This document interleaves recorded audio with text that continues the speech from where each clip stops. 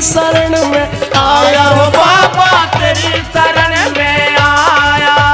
खोड़ी वाले बाबा तेरी अजब निराली माया। अरे कर दे बेड़ा पार मोहन जो तेरी शरण में आया। हो बाबा तेरी शरण में आया।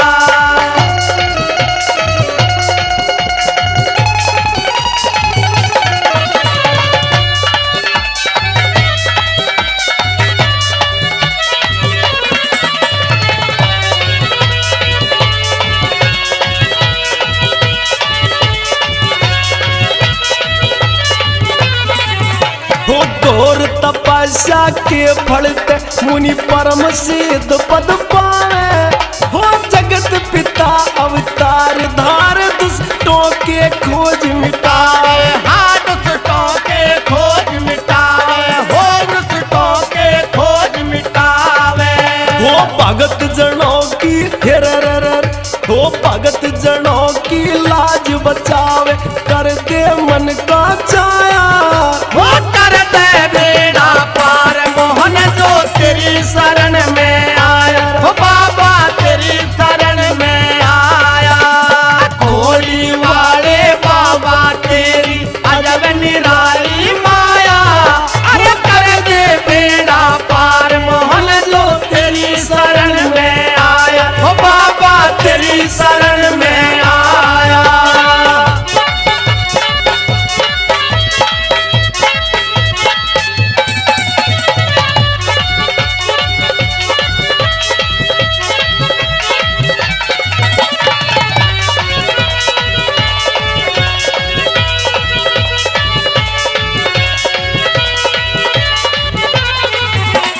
कलयुग में तुम श्याम कन्हैया संत रूप में आए। हाँ गऊ चरावे था नंदूत ने आके दर्श दिखाए। हाँ बाबा आके दरस दिखाए। हो बाबा आके दरस दिखाए। हाँ करे भगत के भर पाए। बाबा करे भगत के भर पाए। तूने अद्भुत खेल दिखाया। वो कर दे बेड़ा पार मोहन जो तेरी शरण में आया। हो बाबा तेरी शरण में आया।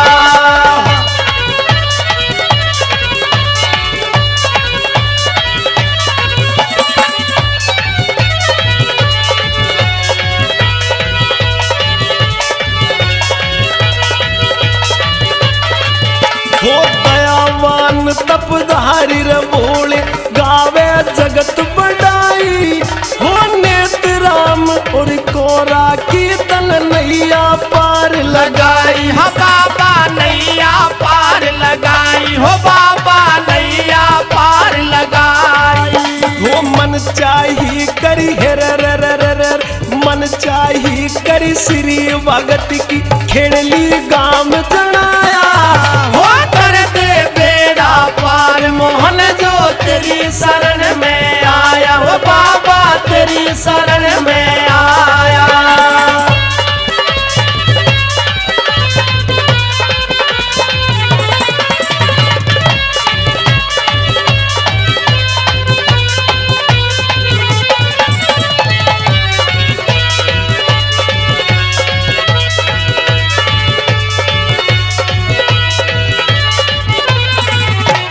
रोज बेर के में रामेश्वर तेरी जोत जलावे।